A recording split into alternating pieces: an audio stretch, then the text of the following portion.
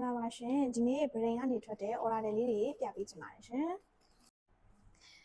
ပထမဆုံးပြပေးချင်တာလေးကတော့ရင်တိုးလောက်ကက်ပါ customer ပေးတဲ့ကြောက်ကလေးတွေနဲ့ design လေး customer ရေးဆွဲပေးထားတဲ့နှစ်မျိုးသုံး two way ပေါ့နော်သူက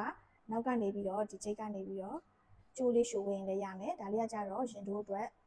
အချိတ်လေးလုပ်ပေးထားပါတယ်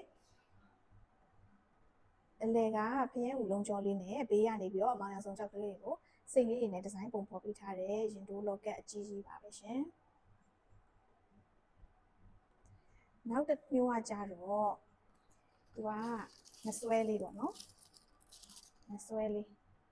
မဆွဲလေးကိုလည်းကျမတို့ DIY ကနေပြီးတော့ဒီဇိုင်းကိုယ်တိုင်ဒီဇိုင်းလေးရေးဆွဲပြီးတော့ဖန်တီးပေးထားပါတယ်ရှင်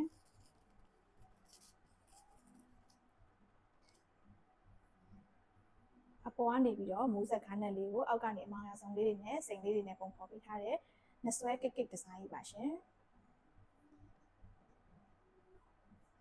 နောက်ပိတ်ကိုလည်းဝိတ်ချိန်အရှိအဝိတ်ချိန်များတဲ့အတွက်ကြောင့်မို့လို့နောက်ပိတ်ကိုမလန်အောင်လို့ဒီလိုအကွေးတောက်တိုင်လေးလုပ်ပေးထားပါတယ်နောက်ဒီဇိုင်းလေးနောက်တစ်ခုကတော့လက်စွပ်လေးပါရှင်လက်စွပ်လေးကလည်းအလွဲအဖြာလေးလိုဒီဇိုင်းလေးလုပ်ထားပေးပါတယ်